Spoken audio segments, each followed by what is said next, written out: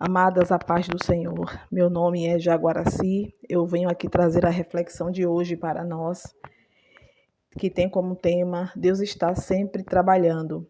E o tema é baseado em Isaías 64:4, que nós lemos assim: Desde a antiguidade não se ouviu, nem se percebeu, tampouco escutou-se comentários, nem olho algum sequer vislumbrou outro Deus além de ti, que age em favor daqueles que nele depositam sua esperança.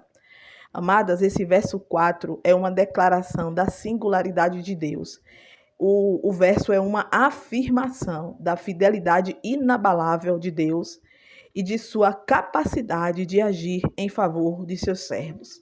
É tanto que o final do versículo diz assim, que age em favor daqueles que nele depositam sua esperança. Quando você deposita sua esperança no Senhor, Ele age em teu favor. Por isso que Deus está sempre trabalhando em nosso favor, desde que nós viemos depositar a nossa esperança somente nele. E quando eu li esse tema e o versículo, eu me lembrei de uma história bíblica que você vai ler no livro de 2 Reis, o capítulo 19, eu acho que 19, o versículo 35. Lá você vai ver uma história que é uma das cenas mais importantes para mim, não é? Que aconteceu enquanto o povo de Judá dormia. A história conta que o rei Senaqueribe, rei da Síria, o império cruel, mais cruel da época, atacou Judá com um exército gigantesco.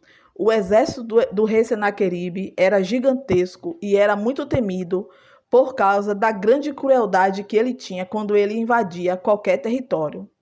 Então Ezequias, o servo do Senhor, que estava ali reinando sobre Judá, ele não tinha soldado suficiente, não tinha armamento, ele não tinha nada que pudesse vencer esse grande exército do rei Senaqueribe. Então, humanamente falando, era o fim de Judá.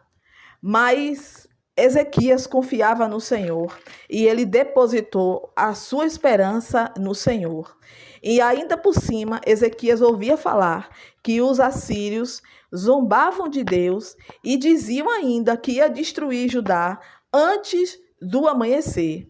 Então a derrota era certa, mas naquela mesma noite, minhas irmãs, o Deus que age em favor daquele que nele depositam a sua esperança, se moveu, sem barulho, sem batalha, sem espada humana, e Deus enviou apenas um anjo que saiu e matou os 185.000 homens, soldados do exército cruel do rei Senaqueribe.